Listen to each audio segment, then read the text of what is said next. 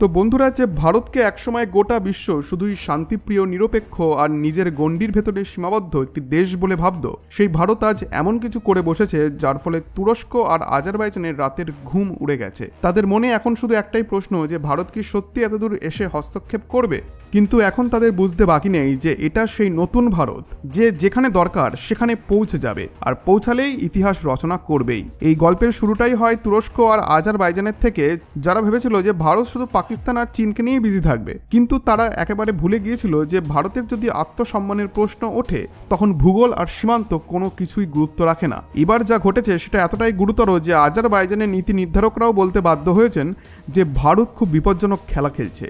এবং এখন আপনি ভাবতেই পারেন যে এমন কি করেছে ভারত। তাহলে শুনুন, ভারত এবার একেবারে তুরস্ক আর আজারবাইজানের দোরগোড়ায় পৌঁছে গেছে, অর্থাৎ আর্মেনিয়ার কাছে। আর এইবার ভারত শুধু বন্ধুত্বের হাত বাড়ায়নি, বরং সামরিক কৌশল শুরু করে আধুনিক অস্ত্রশস্ত্র সবকিছু দিয়েই আর্মেনিয়াকে নিজের প্রস্তাবের আওতায় নিয়ে এসেছে। এখন পরিস্থিতি এমন একটি জায়গায় এসে দাঁড়িয়েছে যেখানে আর্মেনিয়ার সেনাবাহিনী কার্যত ভারতের নির্দেশেই কাজ করছে। প্রতিটি প্রস্তুতি, প্রতিটি কৌশল সবই ভারতের পরামর্শ অনুযায়ী এগোচ্ছে। এমনকি তুরস্কের নিজের থিঙ্ক ট্যাঙ্করাও এই বাস্তবতাকে মেনে নিয়েছে যে যদি ভবিষ্যতে কোনো যুদ্ধ হয় তাহলে ভারতের সরাসরি ভূমিকা থাকবেই, এবং সেই যুদ্ধের মাটি কাঁপাবে ভারতের তৈরি অস্ত্রের গর্জন ককেসাস পর্বতমালার বুক চিরে।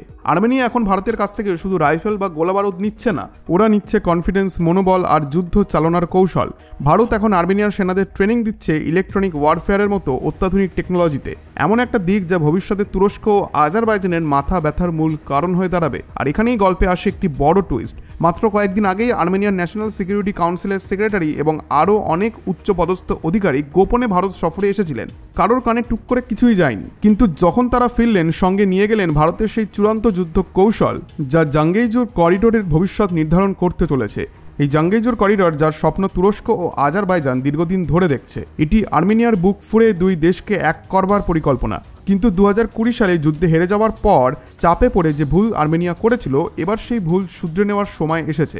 আর এইবার আর্মেনিয়ার পাশে আছে ভারত, সেই ভারত যে শুধু নীরব দর্শক নয়, বরং একটি ফাইনাল ডিসিশন মেকিং পাওয়ার হয়ে উঠেছে। তো আজারবাইজান আর তুরস্ক এখন নিজের মুখেই বলছে যে আর্মেনিয়ার সেনাবাহিনী এখন ভারতের নিয়ন্ত্রণে।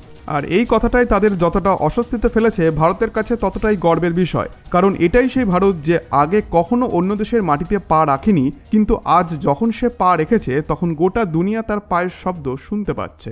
এখানে ব্যাপারটা শুধু জাঙ্গেইজুর করিডোর নিয়ে সীমাবদ্ধ নয়, এটা আসলে নতুন ভারতের বিস্তারের ঘোষণা। কারণ ভারত যখন কারোর সুরক্ষার দায়িত্ব তুলে নেয়, তখন সে তাকে শুধু বন্ধু হিসেবে দেখে না, তাকে নিজের পরাক্রমের অংশ বানিয়ে ফেলে।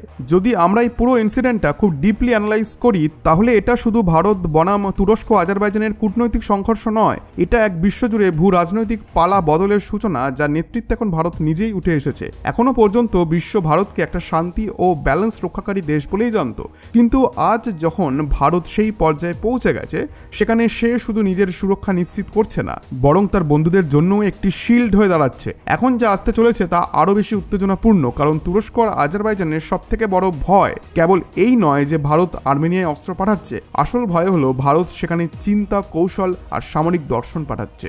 এটা একেবারে সেই রকম যেমন কোনো খেলোয়াড় মাঠে শুধু ব্যাট নিয়ে নামে না, সে পুরো খেলার নিয়মটাই বদলে দেয়। তো এখন এই সেই ভারত যে আর থেমে থাকবে না, একটা নতুন ভূ রাজনৈতিক মানচিত্র আঁকা শুরু হয়ে গেছে, আর তার কেন্দ্রে এখন ভারত। তাই চোখ রাখুন আমাদের চ্যানেলে, কারণ সম্প্রতি আরও বড় কিছু ডেভেলপমেন্ট আসতে চলেছে, এবং এই সব কিছুর ব্যাপারেই আমি আপনাদেরকে অবগত করাবো। তাই চ্যানেলটিকে এখনই সাবস্ক্রাইব করে রাখুন। ধন্যবাদ।